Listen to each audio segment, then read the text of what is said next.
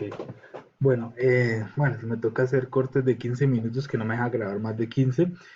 Entonces les decía, la zona muerta, entonces por el ejemplo del timón es otro. Otro ejemplo puede ser el del acelerador de la moto. Ustedes se deben dar cuenta que hay un pequeño instante en donde usted está empezando a acelerar y esos poquitos grados en el que usted está intentando acelerar al comienzo no producen ningún efecto. Y llega un momento en que, en que realmente el actuador sí funciona y de ahí en adelante es que la, la moto empieza a acelerar. Entonces, eso significa zona muerta, ¿cierto? Son valores en que la entrada no tiene ningún efecto sobre la señal de salida. ¿Listo? Entonces, a eso se refiere. ¿La sensibilidad qué es? Pues la sensibilidad es sencillo, es lo que hemos calculado nosotros como pendiente, ¿cierto? Que es la tasa de cambio de la salida respecto a la entrada. Por ejemplo, si a mí me dicen que el sensor de temperatura LM35 tiene una variación de 10 milivoltios por grado centígrado, esa es la sensibilidad, ¿cierto? Una sensibilidad de 10 milivoltios por cada grado centígrado. Es sencillo. ¿Qué es la repetibilidad? La repetibilidad no es más que un aparato o un instrumento sea el mismo hoy y sea el mismo mañana y tenga, digamos, una duración en el tiempo. Es decir, usted mide hoy bajo las mismas condiciones, digamos que usted está a 28 grados y hoy me mide los 28 grados, 27, 26, bueno, bien cercano. Usted mañana bajo las mismas condiciones el comportamiento es igual y pasado mañana bajo las mismas condiciones el comportamiento es igual. Eso significa repetibilidad. Y nosotros necesitamos que un instrumento sea repetible. Cuando el instrumento es muy sensible, ¿sí? O es de muy mala calidad, usted hoy mide algo y mañana bajo las mismas condiciones va y le mide otro valor y pasado mañana, bajo las mismas condiciones, le mide otro valor. Entonces ahí quiere decir que la repetibilidad no es buena. Repetibilidad es que sea capaz de hacer lo mismo todos los días. ¿Sí? Y la histéresis finalmente, ¿qué es? Mire, la histéresis está bien explicada en esta gráfica. Miren acá. A veces hay instrumentos, por ejemplo, este es un sensor de presión. Usted está aquí variando la presión con el eje X y está midiendo la corriente en el eje Y. Entonces empieza a subir. Aquí la presión está en 20, 25, 30, entonces de 5 en 5, ¿no? Entonces está aquí por ahí en 10, ¿sí? Y usted empieza a registrar los datos. Luego sube 20 y el punto le da aquí. Sube a 30, el punto le da aquí. Sube a 40, el punto le da aquí. Finalmente usted traza esta línea que está aquí abajo, ¿sí? Pero eso fue subiendo la presión. Pues resulta que usted ahorita va a empezar a bajar la presión y este punto que está aquí en 80, pero bajando la presión, le da un poquito más arriba. Luego usted empieza a bajar a 60 y no le da aquí, sino que le da un poquito más arriba. Luego usted empieza a bajar a 40 y ya no le da aquí, sino que le da un poquito más arriba. Entonces, cuando yo estoy disminuyendo, la gráfica me cambia, ¿sí? Entonces, lo ideal es que un instrumento subiendo sea igual que bajando. O sea, subiendo la presión me dé los mismos valores que bajando la presión. Pero hay instrumentos que tienen histéresis, o sea, que subiendo se va por esta trayectoria y bajando la presión se va por esta otra. A eso se le llama histéresis.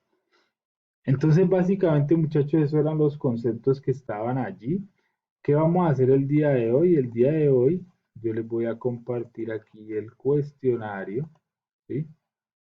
El cuestionario para comprender esta lectura. Con este cuestionario, estoy seguro que ustedes van a salir duchos en este tema, ¿sí? Entonces, si quieres, peguele otra repasadita ya con esta explicación, le pueden pegar una repasadita alta a la lectura que yo les envié y luego se proceden ¿a qué? A,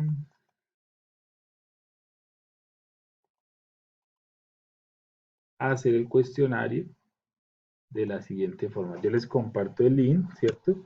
Ustedes se meten al link, sea por su celular o por su computador, y van a empezar a llenar aquí todos los datos. Entonces, el correo, el nombre, el número celular y la primera pregunta. Entonces, les voy a hacer un repaso de las preguntas para aclararles dudas. Digamos, suponga que tenemos un patrón calibrado de temperatura que marca 28 grados. ¿Se acuerda que usamos, por ejemplo, el multímetro como patrón?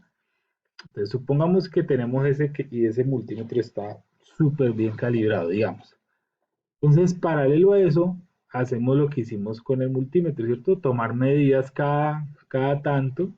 Entonces, vamos a tomar medidas cada minuto durante 5 minutos con el sensor de temperatura LM35. O sea, por un lado tenemos un patrón y por otro lado tenemos un LM35. Y tomamos varias medidas. En el minuto 1, el patrón que marcaba 28, el LM35 marcó 27. En el minuto 2, el patrón siempre va a marcar 28, ¿listo? Pero el LM en el minuto 2 marcó 28, en el minuto 3 27, en el minuto 4 29, en el minuto 5 27. Entonces, la pregunta es, ¿cuál es la medida promedio? Imposible ustedes no sepan cómo es la media, ¿cierto? Muy fácil la pregunta. Ahora, es mucho más adecuado expresar los errores de las medidas de los instrumentos en base al error relativo, es decir, como un porcentaje calculado como se ilustra en la ecuación. De esta forma, la exactitud comprobada de este sensor, el M35, a través del experimento anterior, ¿cierto? O sea, basados en estos datos, sería de, entonces, ¿qué tenemos? Valor real aceptado, en este caso 28 grados. La media ya la calculó acá, ¿cierto?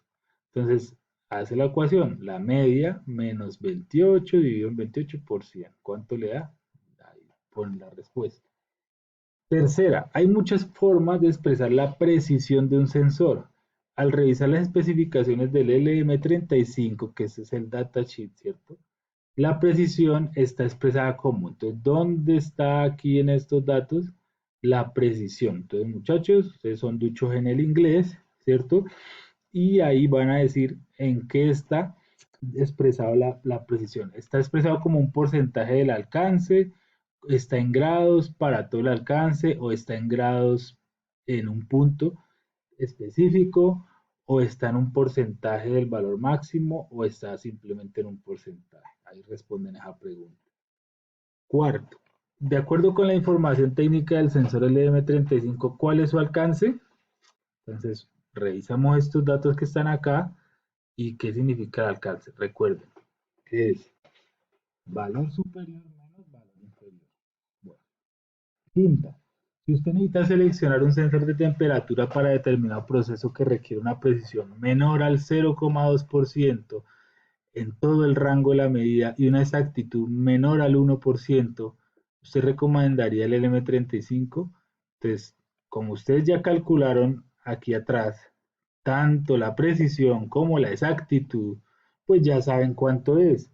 Entonces, miran a ver, es menor a 0,2%, ¿sí? Y la exactitud es menor, recomendaría el LM35. Entonces, así se selecciona un sensor, muchachos, mirando de qué manera, ¿cierto? Yo, este sensor se me adapta a lo que yo necesito. Si no se adapta a lo que yo necesito, entonces debo buscar otro que sí se adapte, ¿sí? Sexta pregunta. Seguimos con precisión y exactitud. Vea.